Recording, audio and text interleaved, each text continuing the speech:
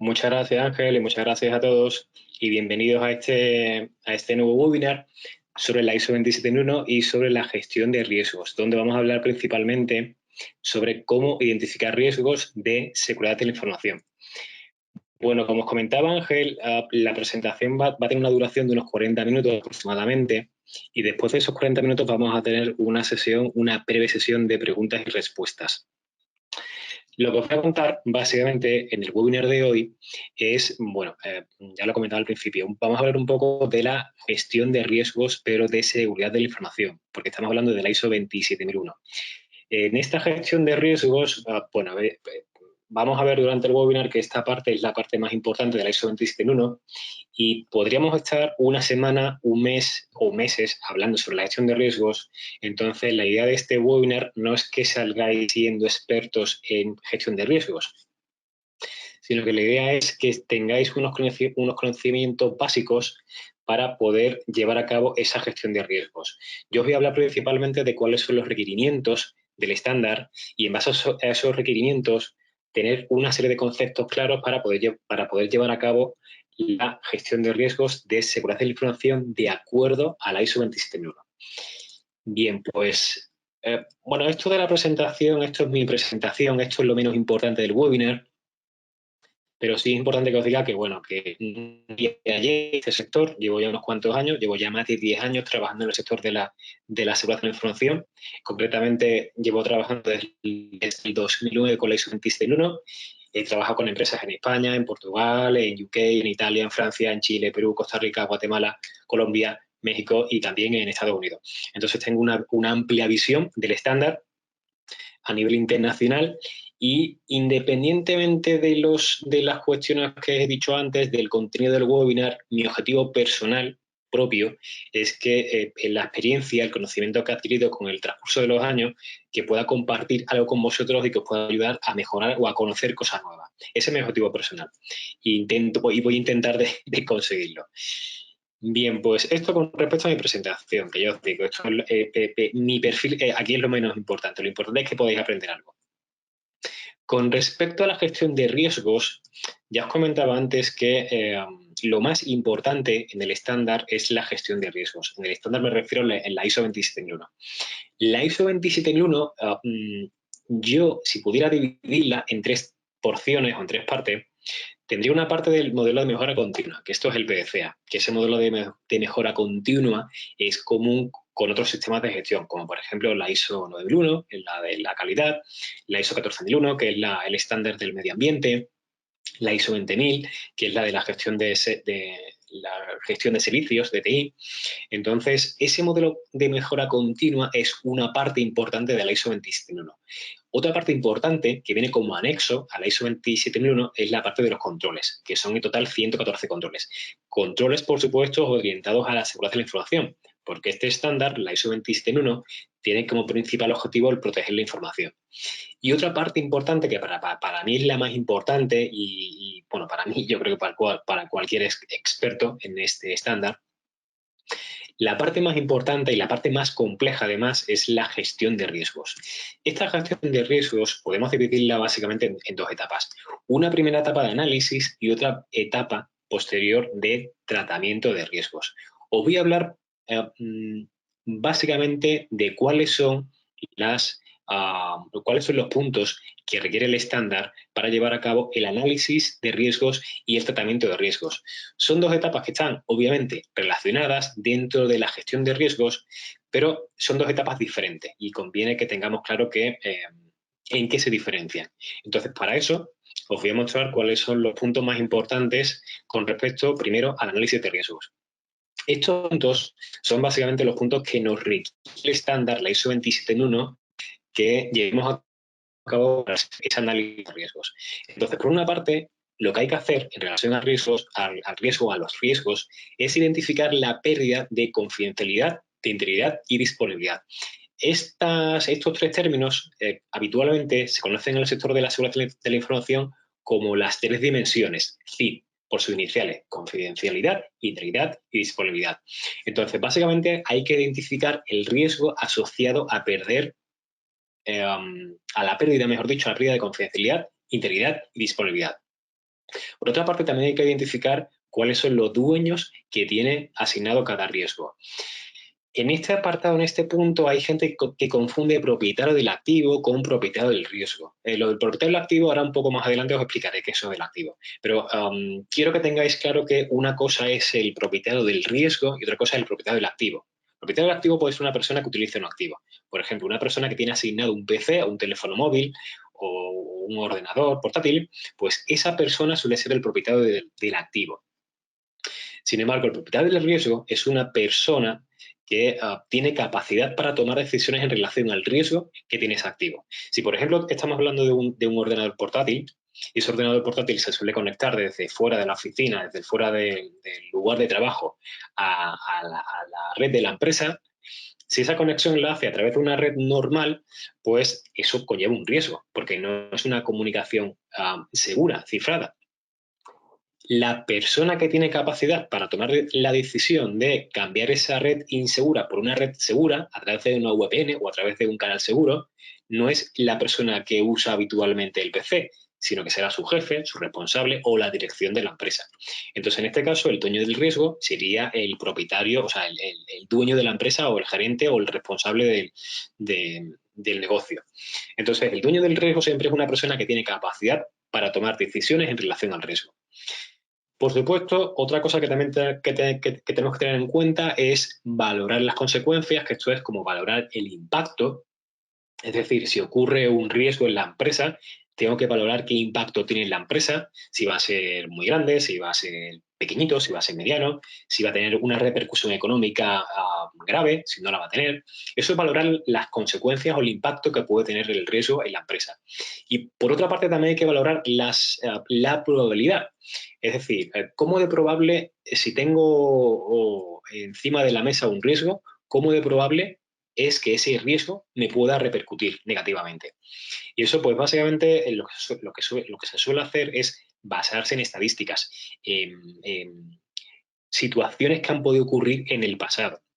Os pongo un ejemplo. Si yo en mi oficina llevo 10 años trabajando y nunca me han robado, pues la probabilidad de que me roben algo en la oficina, si me lo dejo en la oficina, es poca.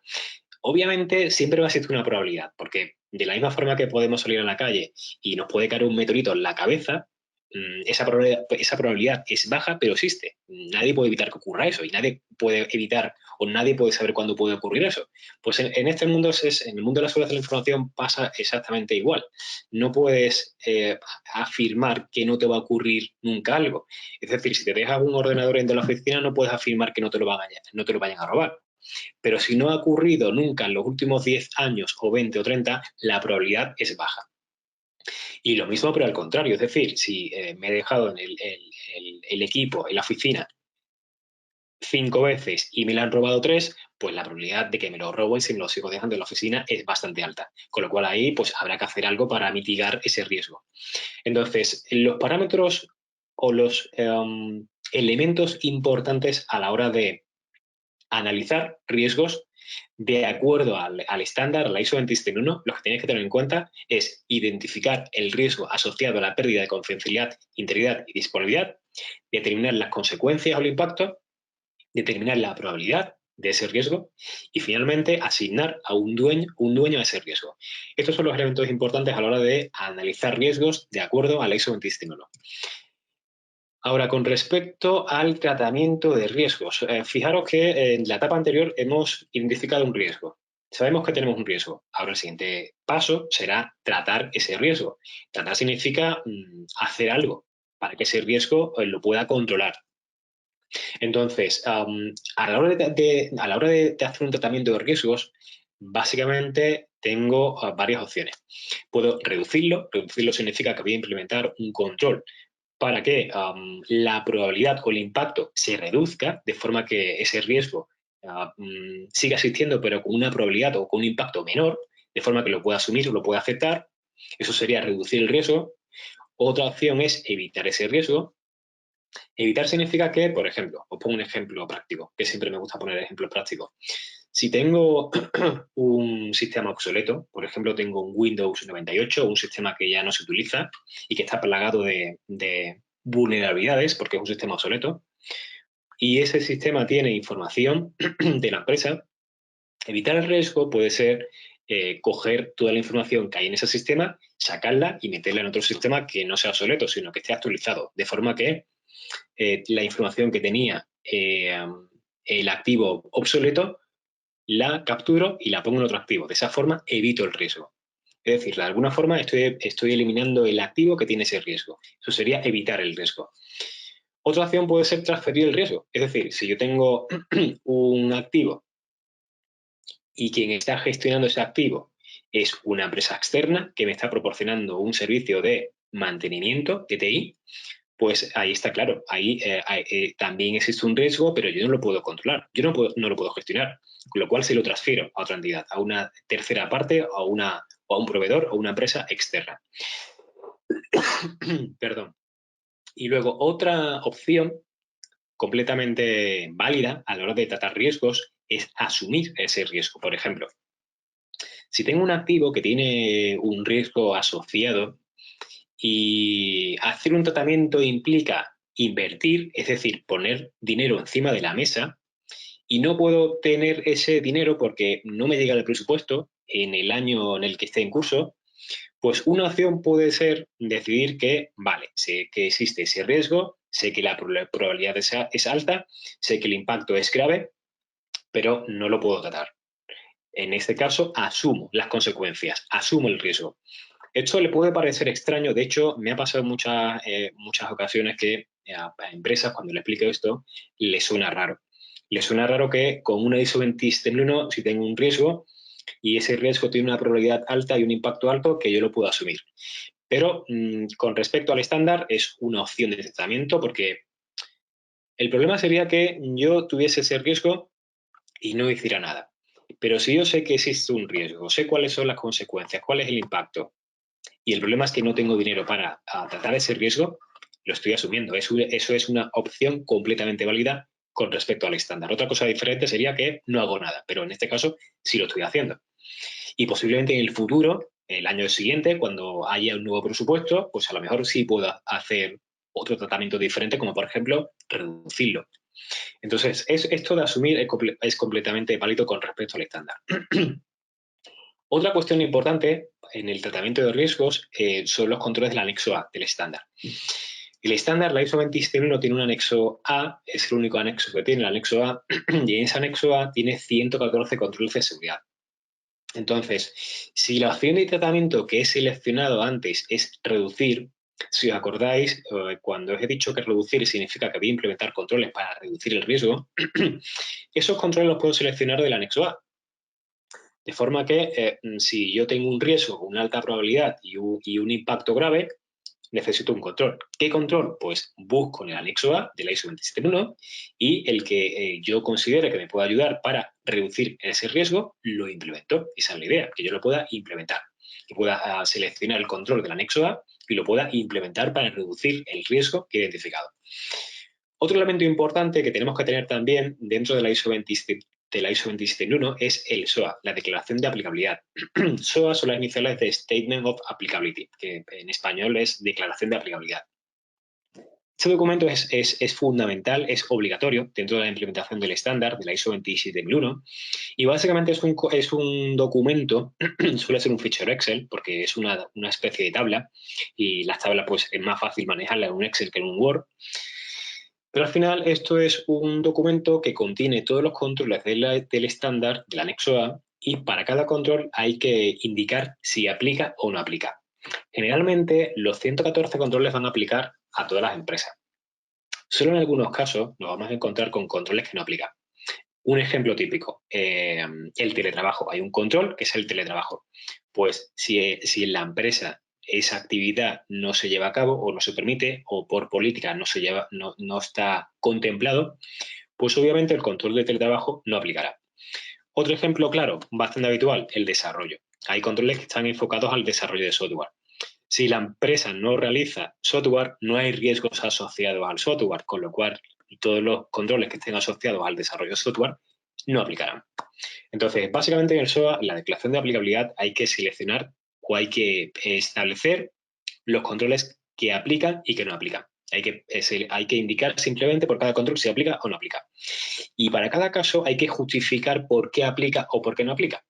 En el caso del teletrabajo, si no me aplica, justificación, pues porque por política o normativa interna de la organización no hay teletrabajo.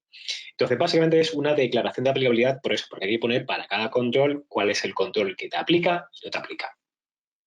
Y luego, por último, un elemento también fundamental es el plan de tratamiento de riesgos. Hay gente que confunde el tratamiento de riesgos con el plan de tratamiento de riesgos. Tratamiento de riesgos es simplemente decidir, tomar decisiones en relación a qué voy a hacer con el riesgo que he identificado. Sin embargo, el plan de tratamiento de riesgos, como su propio nombre indica, plan, es una planificación de las acciones que voy a llevar a cabo para implementar los controles que necesite para los riesgos que he identificado. La tablita que veis en pantalla es un ejemplo de un plan de tratamiento de riesgos. En esa tabla podéis ver un identificador, que puede ser perfectamente un identificador de un activo o de un riesgo. En el siguiente campo podéis ver el nivel de riesgo, que es muy alto, con lo cual, pues, presumiblemente habrá que tratarlo. La opción de tratamiento, que suele ser habitual y recomendable, si se puede, es reducirlo. Y para reducirlo yo voy a seleccionar el control A1231, que es el de las copias de seguridad.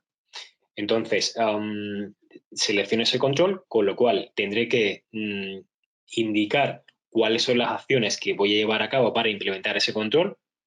Como el control tiene que ver con las copias de seguridad, pues las acciones serán desarrollar una política de backups.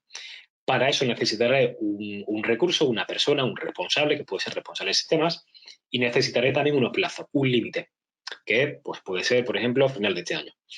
Entonces, el plan de tratamiento de riesgos es como si fuera un plan de proyecto, pero enfocado a los riesgos que he identificado y que tengo que tratar.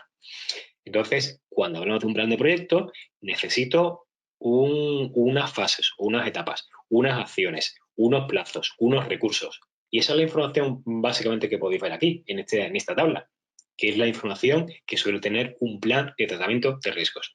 Y esto es básicamente lo que deberéis de tener. Hay empresas que tienen esta tabla, pero no incluyen la tabla de los controles. Y esa columna es fundamental, porque el estándar también nos pide que para cada uno de los riesgos que se identifique, hay que asociarle el control o hay que mapearlo contra el control del anexo A que haya necesitado o que necesite para tratar ese riesgo. Entonces, esa columna de los controles es fundamental. Hay empresas que entienden que no es necesario y que componer las acciones para tratar el riesgo ya vale, pero esto es un requerimiento específico del estándar y tiene todo el sentido del mundo para mí, y os voy a explicar el por qué. Y básicamente, si yo tengo un estándar que es la ISO 27001 con un anexo A que tiene controles y yo selecciono un control, pues tiene todo el sentido del mundo que en mi plan de tratamiento de riesgos, para cada riesgo que he identificado, lo asocie o lo mapee con un control, con el control que corresponda del anexo A. Entonces, esto es básicamente el plan de tratamiento de riesgos. Más cosas importantes. Bueno, ya habéis visto un poco qué es lo que nos pide el estándar. Bueno, ya habéis visto que la gestión de riesgos es lo más importante dentro de la ISO 27001, bajo mi punto de vista y en general para cualquier experto en seguridad de la información. Habéis visto también cuáles son los requerimientos básicos que te pide el estándar para llevar a cabo la gestión de riesgos. La gestión de riesgos se divide en dos etapas importantes: el análisis de riesgos y el tratamiento de esos riesgos. Hasta aquí todo está muy bien, pero hay un problema. ¿Cuál es ese problema? Pues ese problema, que es el que mucha gente se pregunta, o hay mucha gente que se pregunta qué es un riesgo o en qué se basa un riesgo. Luego hay también muchas herramientas y muchas metodologías. ¿Qué herramienta puedo utilizar o qué metodología es la mejor para mi empresa? Luego también el estándar es muy genérico. Hay gente que entiende una cosa y gente que entiende otra diferente. Luego, hay gente también que piensa que el estándar es solamente implementar controles y ya todo lo demás da igual. Lo más importante es implementar controles. La gestión de riesgo, hay gente que piensa que eso no sirve para nada. Luego también hay gente que se pregunta si puede utilizar la gestión de riesgos de otros estándares, como por ejemplo la 9001, para gestionar riesgos de seguridad de la información. Y luego también hay gente, ahora esto también es algo reciente, que se pregunta si esto también vale para, si lo tengo todo, si tiene toda la empresa, todos sus activos en la nube. Entonces, bueno, estas son muchas preguntas que se hace la gente, porque en conclusión, el estándar es muy genérico, es muy abierto. Te dice siempre qué tienes que hacer, pero no te dice cómo lo tienes que hacer. Sí hay una serie de requerimientos básicos, que son los que os he enseñado antes en relación al análisis de riesgos y al tratamiento de riesgos, pero no te deja cerrado completamente el cómo tienes que hacer las cosas. Eso sí lo puedes decidir tú, siempre y cuando cumplas esos mínimos y esos requerimientos básicos que te dice el estándar.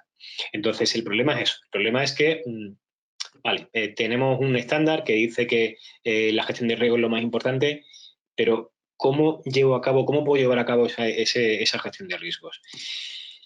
Pues para eso tengo una solución para vosotros y la solución es muy sencilla, es basarse en activos.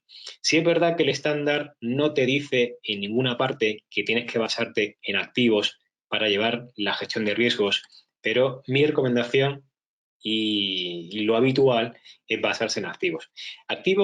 Un activo es cualquier cosa que tenga valor para la empresa. Habitualmente cuando nos basamos en activos, lo habitual es diferenciar de diferentes categorías de activos. Hay categorías de activos que son personas, por ejemplo, una persona, un director, un técnico, un desarrollador, el personal del área de recursos humanos, del área financiero, del área legal. Todas las personas al final son un activo. Y además yo creo que es uno de los activos más importantes, si no es el más importante. Entonces, identificar ese activo es sencillo. Otro activo que yo creo que es sencillo de identificar es el hardware. Los equipos portátiles, los equipos de sobremesa, los móviles, los puntos de acceso, los switches, los routers, todo lo que sea hardware, todo lo que sea cacharro, eso también es un activo y eso también lo podemos identificar. El software, por supuesto, también es un activo. El Windows, el Linux, el Mac, el Oracle, el, el de base, todo lo que sea software, todo lo que sea algo que se puede instalar en el ordenador, eso es software y eso también es activo. Información. Esto conviene que aquí también os ponga un ejemplo para diferenciar lo que es hardware, software e información. Porque hay gente que confunde sobre todo el software con la información. Son dos tipos de activos diferentes, o mejor dicho, son tres tipos de activos diferentes. Y os voy a poner un ejemplo. Si tenemos, por ejemplo, una máquina, un equipo de usuario, tenemos, por ejemplo, un HP, por decir una marca, aunque me da igual, puede ser cualquier marca, pero tenemos un equipo, cacharro hardware, un HP, eso es un activo. Ahora, tenemos un software que vamos a instalar en ese equipo, en ese ordenador. Ese software es, por ejemplo, un MySQL, una base de datos para introducir información. Pero todavía no estoy hablando de información. Hemos hablado hasta ahora de hardware, que es el cacharro, HP, y el software, que es MySQL. Vale, pues esto por sí solo no puede funcionar. Para que funcione en el MySQL me tengo que crear una tabla o varias tablas y ahí voy a introducir la información. Una tabla, por ejemplo, usuarios, otra tabla, proveedores, otra tabla, clientes. Y dentro de esas tablas voy a introducir información de mi cliente, información de mis empleados y cualquier información que yo quiera. Entonces, ese es otro activo. Ese es el activo información. Otro activo, ya sabéis, MySQL, que es el tipo software, y otro activo, que es el tipo hardware, que es el equipo físico, el HP. Entonces, hemos desglosado tres activos diferentes de tres categorías diferentes. Y esto es lo que deberíais hacer siempre con todos los activos que tengáis en vuestra empresa. Por supuesto, otro activo importante, otra categoría, mejor dicho, es la de edificios. El edificio donde se encuentran todos los activos también es un activo. Y por supuesto, pueden ser también activos los servicios. Servicios de Internet, o servicios de limpieza, o servicios de seguridad física. Cualquier servicio que proporcione un proveedor a la empresa y esté dentro del alcance del estándar, pues también se puede categorizar como un activo de tipo servicios. Hay gente que me pregunta, bueno, ¿y por qué tantos tipos de activos? ¿Por qué no puedo tener solamente un tipo de activo? La respuesta es muy sencilla. Si yo consigo separar por diferentes tipos de activos, o es más sencillo para mí saber qué tipos de amenazas le va a afectar a cada activo. Porque si yo no tengo ninguna categoría, tengo que ir activo por activo e identificar cuáles son los problemas o cuáles son las amenazas que le pueden afectar. Ahora un poco más adelante os voy a explicar eso de las amenazas. Si yo voy activo por activo, tengo que saber por cada activo, tengo que analizar por cada activo cuál es la amenaza y cuál es el riesgo. Pero si categorizo, ese análisis puedo hacerlo por categoría. De forma que luego, simplemente con saber un activo de qué tipo es, pues sabiendo a qué categoría pertenece, ya automáticamente voy a saber cuáles son las amenazas que le van a afectar a esa categoría, porque siempre van a ser las mismas.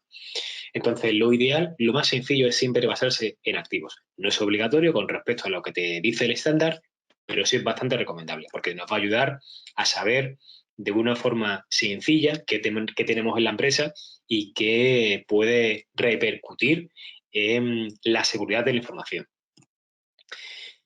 Bueno, una vez que tengo activos, el siguiente paso, una vez que tengo ya identificados los activos, eso por sí solo no me vale. Es decir, aquí estamos hablando de riesgos. Yo necesito identificar cuáles son los riesgos que le pueden afectar a ese activo. ¿Y cómo puedo identificar esos riesgos? Bueno, pues voy a poner un ejemplo pero no orientado a la seguridad de la información, sino que os voy a poner un ejemplo más orientado a la vida real. Y es algo que puede ocurrir y que, de hecho, desgraciadamente, suele ocurrir bastante. Podemos hablar de un matrimonio cualquiera. Ese matrimonio puede tener discusiones, como puede tener cualquier pareja, y como puede tener cualquier par de personas de este mundo. Esas discusiones, al final, pueden provocar una ruptura del matrimonio, lo cual, pues, en condiciones normales, hablando objetivamente, no es lo mejor para un matrimonio. Porque obviamente el matrimonio, si se ha juntado, será para vivir mucho tiempo y para sentirse bien en pareja. Bien, pues ese matrimonio, si tiene discusiones, al final se puede romper o se puede interrumpir. Esto es lo que puede ocurrir. Bien, si esto nos lo llevamos al maravilloso mundo de la seguridad de la información, lo que puede ocurrir, la ruptura, sería la amenaza. Y las discusiones, es decir, lo que puede provocar que al final el matrimonio se rompa, sería la vulnerabilidad. Entonces, la amenaza es lo que puede ocurrir y la vulnerabilidad es lo que permite que la amenaza se pueda materializar o que se pueda dar. Si esto ahora me lo llevo a un ejemplo, ahora sí, a un ejemplo de la seguridad de la información, es decir, si ahora hablamos de un edificio, por ejemplo, un edificio de oficinas donde estoy trabajando, donde está trabajando nuestra empresa, donde estamos nosotros trabajando, una amenaza, una amenaza real puede ser el fuego. Eso es una amenaza. Ahora, ¿cuál es la vulnerabilidad en este caso? Pues la falta de un sistema de extinción de incendios. Obviamente, si no tengo un sistema de extinción de incendios, pues puede ocurrir que el fuego, la probabilidad de que se materialice sea mucho mayor, o que si se materializa, pues no tengo un sistema para extinguirlo. Entonces, en ese caso, la amenaza sería el fuego y la vulnerabilidad sería la ausencia de un sistema de extinción de incendios. Ahora, si lo llamamos a un terreno un poco más tecnológico, si tenemos un PC, tenemos un ordenador, un Mac o un PC, una amenaza siempre va a ser pues, el malware. Es decir, que puede haber un ransomware o puede haber un virus o cualquier tipo de malware que pueda infectar a mi ordenador. Esa es la amenaza. ¿Cuál es la vulnerabilidad? Pues lo que puede permitir que esa amenaza afecte a mi equipo. ¿Y qué es lo que puede ocurrir que eso se produzca? Pues que no tenga un antivirus, que no tenga un sistema que evite el software malicioso. Eso sería la vulnerabilidad. Entonces, con este ejemplo sencillo, creo que ha quedado un poco claro, o eso espero, qué es la amenaza y qué es la vulnerabilidad. Esto de amenaza y vulnerabilidad hay que asociar a cada activo pues todas las amenazas que se nos ocurran y todas las vulnerabilidades que puedan provocar que la amenaza se materialice. Lo que pasa es que lo recomendable no es hacerlo activo por activo, sino que lo recomendable es hacerlo por categorías de activos. De esa forma os voy a ahorrar muchísimo trabajo. También os digo que hay catálogos de amenazas que ya vienen definidos y es simplemente pues coger esos catálogos, que además los podéis encontrar de forma gratuita en internet, y con esos catálogos asociar, seleccionar de ese catálogo por cada tipo de activo los que vosotros penséis que son más propensos o que son más o están más relacionados, y de esa forma podéis desarrollar o podéis construir vosotros mismos vuestro método para identificar por cada categoría de activo cuáles son las amenazas y las vulnerabilidades que le pueden afectar. Bien, más cosas importantes antes de concluir o antes de empezar con la sesión de preguntas y respuestas. Utilidades. Bueno, aquí os quiero comentar básicamente algunas herramientas que yo conozco o algunas utilidades que podéis utilizar para realizar la gestión de riesgos de seguridad de la información o implementar la ISO 27001. Obviamente, la primera herramienta que necesitáis es el estándar, es decir, tenéis que comprar, porque el estándar, si lo que queréis, tenéis que comprarlo. La ISO 27001, esa es la primera herramienta que necesitáis para trabajar con esto, con esta gestión de riesgos o con la seguridad de la información. Ahora, ese estándar por sí mismo, ya sabéis que el estándar lo que te dice es qué tienes que hacer, pero para saber cómo lo tienes que hacer podemos apoyarnos en otras herramientas. Herramientas que yo recomiendo. Con respecto a metodologías de gestión de riesgos. Bueno, yo en esta charla os he intentado ofrecer un punto de vista para saber cómo identificar activos, cómo asociar a esos activos amenazas y vulnerabilidades, pero hay metodologías o hay métodos o procedimientos que ya por defecto esa forma de identificar el riesgo ya lo tienen determinado. Ya tienen un proceso específico para que solamente vosotros leyendo el procedimiento podáis identificar esos riesgos. Hay muchas metodologías de gestión de riesgos, de seguridad de la información, pero las más conocidas, o al menos las que yo más suelo ver en las empresas que visito, es Magritte, por ejemplo, que es una metodología de libre acceso, la podéis encontrar en internet, además podéis encontrarla en español y en inglés también. Luego también podemos encontrar Octave. Octave es una herramienta, esta sí es cerrada, tenéis que pagar para poder acceder a ella. Es una metodología americana, pero que también podéis utilizar, obviamente, para implementar pues, una ISO 27001 o para realizar una gestión de riesgos. También podéis usar CRAN. CRAN es también de pago, no es de libre acceso. Es una metodología americana. No, miento, británica, CRAN es británica. Y esa metodología pues también os puede ayudar o también os puede servir para implementar la ISO 27001 o para llevar a cabo una gestión de riesgos. Obviamente, yo siempre estoy hablando de gestión de riesgos, de seguridad de la información y de la ISO 27001, porque ya sabéis que la gestión de riesgos es un elemento muy importante o el más importante de la ISO 27001, pero hay empresas también que quieren hacer solamente la gestión de riesgos. Es decir, hay empresas que solamente les interesa la gestión de riesgos. No quieren implementar un certificado y no lo quieren certificar. Les interesa solamente gestionar riesgos, identificar riesgos y tratar esos riesgos. Pues también pueden utilizar estas metodologías para eso, solamente para gestionar riesgos, para llevar a cabo esa parte. Estas metodologías no son para implementar el estándar, sino que son para implementar la gestión de riesgos. Luego también podéis encontrar herramientas que os van a ayudar a llevar a cabo la gestión de riesgos. Una herramienta muy conocida es Pilar. Pilar se basa en Magritte y Pilar, estas herramientas las que he puesto aquí todas tienen un coste, pero Pilar es de las que yo conozco que son más económicas. Sí es verdad que la interfaz es un poco compleja y un poco difícil de entender, aunque también es cierto que esta herramienta actualmente la están renovando, le están dando una vuelta de hoja y sea un poco más sencilla de utilizar. Luego también está Pulpo. Pulpo se basa en Pilar, usa parte del código de Pilar, pero tiene una interfaz gráfica un poco más amigable, un poco más fácil de utilizar. Y utiliza también por defecto como metodología Magritte. ISOTOOL también es otra herramienta que conozco. ISOTOOL tiene una interfaz web, no tiene nada que ver con Magritte ni con Pilar, pero también es una herramienta que podéis utilizar para la gestión de riesgos y para implementar la ISO 27001. Ya os digo que todas las herramientas que veis en pantalla todas tienen un coste que deberíais de valorar, pero también es verdad que Otra opción puede ser desarrollar vuestra propia metodología y tener vuestra propia herramienta. Para realizar una gestión de riesgos o para implementar la ISO 27 no es necesario tener una herramienta y una metodología concreta. Podéis desarrollar la vuestra, podéis tener vuestra propia metodología. Ahora sí, ya sabéis, tenéis que cumplir con los mínimos que establece el estándar. Que el estándar ya sabéis que lo que nos dice siempre es una serie de puntos que tenemos que hacer. No nos dice nunca cómo lo tenemos que hacer, pero sí que nos dice unos puntos como mínimo que tenemos que llevar a cabo. Bien, y luego otras herramientas que podéis utilizar como sobre apoyo es, por ejemplo, otro estándar que no es ISO, pero sí es un estándar americano, el estándar NIS 830, que este estándar es una guía de buenas prácticas para llevar a cabo un análisis de riesgos.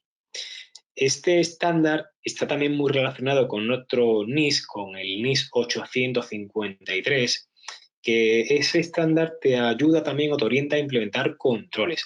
De todas formas, todos estos NIS son estándares americanos. Están enfocados a administraciones públicas americanas. Y son de libre acceso, eso sí, y eso es lo bueno, pero sí es verdad que utiliza terminología y están desarrollados concretamente para el entorno americano. Y por supuesto lo vais a encontrar todo en inglés, no vais a encontrar nada en español, o al menos yo no he encontrado nada en español. Pero bueno, puede ser también una guía o una herramienta para llevar a cabo este tipo de tareas. Otro estándar recomendable que yo recomiendo enérgicamente es la ISO 27005, básicamente porque es prima hermana de la ISO 27001. La ISO 27005 es básicamente una guía de buenas prácticas para que puedas llevar a cabo, para que puedas desarrollar tu propia metodología de gestión de riesgos de seguridad de la información. Antes os comentaba que buscando por internet podéis encontrar catálogos de amenazas y vulnerabilidades. Bueno, pues este estándar, la ISO 27005, tiene un anexo, bueno, tiene varios anexos, pero en uno de ellos podéis encontrar un catálogo bastante completo de amenazas y vulnerabilidades. Entonces, puede ser un estándar bastante recomendable para que desarrolléis vosotros mismos vuestra propia metodología de gestión de riesgos de seguridad de la información. Luego, otro estándar similar a la ISO 27005 y que también os puede ayudar a implementar la gestión de riesgos es la ISO 31000. De hecho, la ISO 27005 está basada en la 31000. La diferencia es que la ISO 31000, digamos que es la raíz. La ISO 31000 es una guía de buenas prácticas para gestión de riesgos de cualquier tipo, de seguridad de la información, ambiental, financiero, de cualquier tipo. Entonces, la ISO 27005 está más enfocada a seguridad de la información. Sin embargo, la ISO 31000 no está enfocada en nada en concreto, es para cualquier tipo de riesgo. Y esa es la diferencia y por eso la ISO 27005 realmente toma la estructura y está basada en la ISO 31000, porque al final son primas hermanas.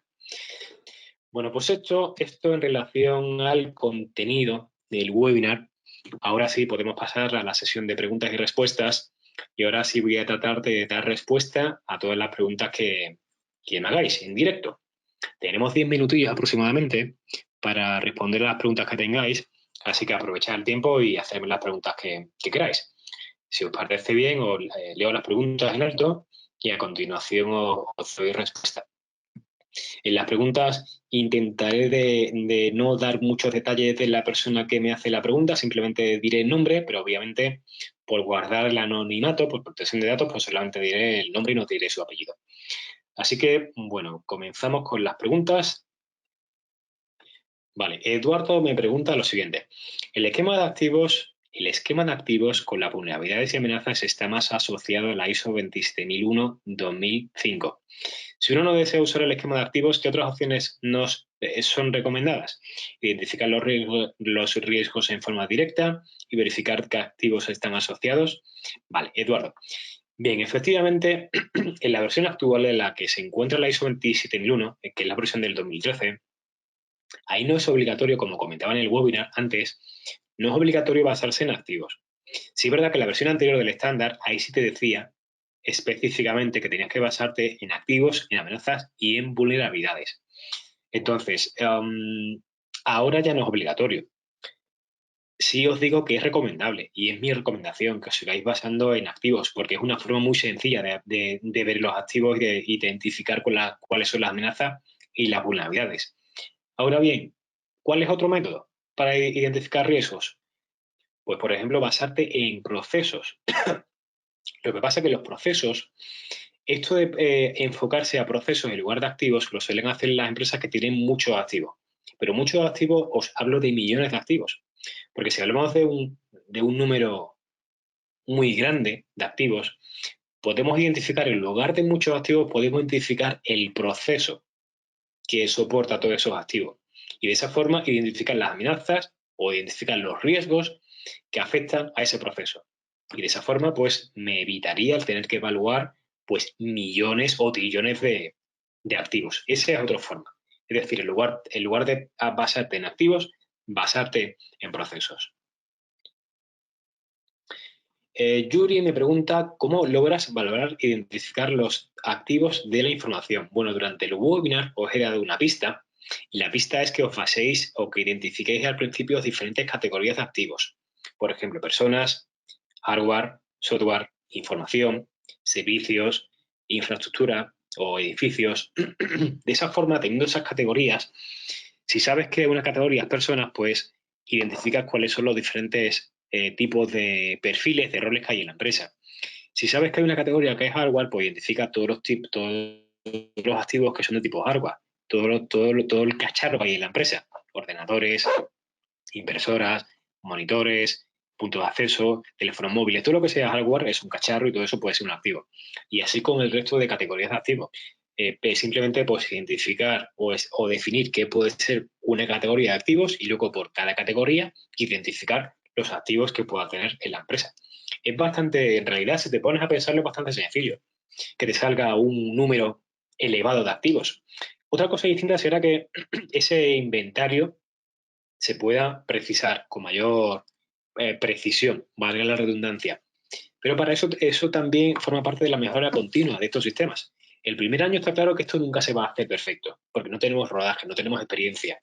Pero con el paso de los años, con el paso del tiempo, obviamente con la mejora continua, porque en eso también se basa estos estándares, la mejora continua, iremos apretando el tornillo cada vez más y cada vez estarán más fuertes y cada vez seremos más expertos en la materia. Y esa también es la idea. Eduardo me pregunta lo siguiente. ¿Cuántas gestiones de riesgos existen o hay? Con gestiones de riesgos imagino que te refieres a metodologías de gestión de riesgos. Y el número exacto, la verdad es que no sé decirte, pero hay muchas, hay muchas. No sé decirte, pero más de 10 metodologías seguro que hay. Henry me pregunta, cuando se intenta reducir o mitigar un riesgo, ¿qué se busca? Bueno, creo que lo comentaba en el webinar cuando cuando la acción de tratamiento es reducir o mitigar el riesgo, lo que se suele hacer es seleccionar un control. ¿Qué control? Pues el control del anexo A que yo considere que me puede ayudar a tratar ese riesgo. Si el riesgo es relativo, y te pongo un ejemplo, si el riesgo es relativo a un activo que tiene como amenaza el perder información, pues un control puede ser tener una copia de seguridad. Eso es un control, que es el 1231. Entonces el control que tendré que seleccionar es el 1231, porque es el que me va a ayudar a restaurar o a copiar esa información para que no la pierda. Pues así con todo, es simplemente estudiar en cada caso. Si tengo un riesgo, pues tendré que identificar primero la opción de tratamiento. Si el tratamiento es reducirlo, pues tendré que seleccionar del anexo A cuál es el control que necesito para ese tratamiento. Más preguntas. Vale. Luz Ángela me pregunta lo siguiente. Buenas tardes. ¿En dónde puedo encontrar las normas ISO para leerlas? Luz, las normas ISO las puedes encontrar en la dirección oficial de ISO.org. Es decir, entrando en ISO.org, ahí puedes tener acceso a todos los estándares ISO. Sí es verdad que cualquier estándar ISO, si lo quieres leer o si quieres tener el documento, lo tienes que pagar. Pero una vez que pagas, obviamente, pues ya tienes acceso a ese estándar y lo puedes leer todas las veces que tú quieras. Más preguntas. Mauricio me pregunta lo siguiente. ¿El formato de aplicabilidad se puede conseguir? Mauricio, imagino que te refieres a la declaración de aplicabilidad. Si quieres ese documento es simplemente una tabla con todos los controles del anexo A. Eso lo puedes desarrollar tú, incluso. No hace falta que lo busques por internet. Pero incluso si no te quieres atarear a desarrollar ese documento, sí te digo que buscando en internet puedes encontrar muchas páginas, muchos sitios, desde donde te puedes descargar la declaración de aplicabilidad de forma legal, sin incumplir ninguna ley de protección de datos o ninguna ley de protección intelectual. Porque al final esa tabla lo que incluye son todos los controles del anexo A. Y para cada control tendrás que seleccionar o tendrás que poner, mejor dicho, si aplica o no aplica y la justificación de esa aplicabilidad. Julián me hace una pregunta muy interesante. Eso no quita que todas las preguntas que me habéis hecho antes también sean interesantes, pero esta pregunta me gusta. Julián me pregunta, ¿se pueden establecer controles que no estén incluidos en el anexo A? Totalmente. Es decir, como mínimo, tenemos el anexo A para seleccionar de ahí los controles que queramos para tratar los riesgos que hemos identificado. Ahora bien, aunque hay 114 controles y suelen ser controles muy genéricos y que suele cubrir en el 99,999% de las ocasiones todos los escenarios de riesgos, podemos encontrarnos que en un caso especial, en una empresa, hay un riesgo para el que necesitamos implementar un control que no está en el anexo A. Vale, pues lo podemos incluir. O sea, podríamos incluir en la declaración de aplicabilidad un control adicional, que es el nuestro, el que queremos nosotros añadir, y ese control sería aplicable. Lo aplicaríamos y podría ser completamente válido. Todo lo que sea añadir a lo que ya hay, perfecto. El problema podría ser que yo quitase controles que sí me pueden aplicar y que no justifico el por qué no los aplico, o que la justificación no sea eh, acorde a la realidad. Eso sí puede generar problemas. Pero añadir controles a los que ya existen, pues perfecto. Además, eso el auditor o la persona que lo revise, pues seguramente te lo va a agradecer, porque estás un nivel por encima de lo que te pide el estándar, lo cual es bastante bueno y bastante positivo. Bien, pues con esto ya hemos terminado. Ya son -10, ya hemos dedicado unos 10 minutitos a las preguntas. Me gustaría estar más tiempo con vosotros, por supuesto. Me gustaría estar aquí una semana entera hablando de esto, porque creo que se nota que me gusta hablar sobre esto, sobre la gestión de riesgos. Pero bueno, ya sabéis también que el tiempo es el que es. Eso no lo podemos cambiar, el tiempo es limitado, igual que la vida también es limitada. Y hemos llegado a la conclusión del webinar. Pero, por supuesto, si estáis interesados en estos webinars, pues estáis invitados a los siguientes que se impartirán en los próximos meses y espero también veros en el máster de ALDE, que ahí pues también estamos colaborando. Así que muchas gracias a todos por vuestra asistencia y espero que este webinar os haya servido para algo y espero también que el objetivo que os decía al principio, de poder compartir un poco el conocimiento que tengo con vosotros, que lo haya conseguido, o al menos un poquito. Así que, insisto, muchas gracias a todos y que tengáis una... Gracias, hasta luego. Chao, chao.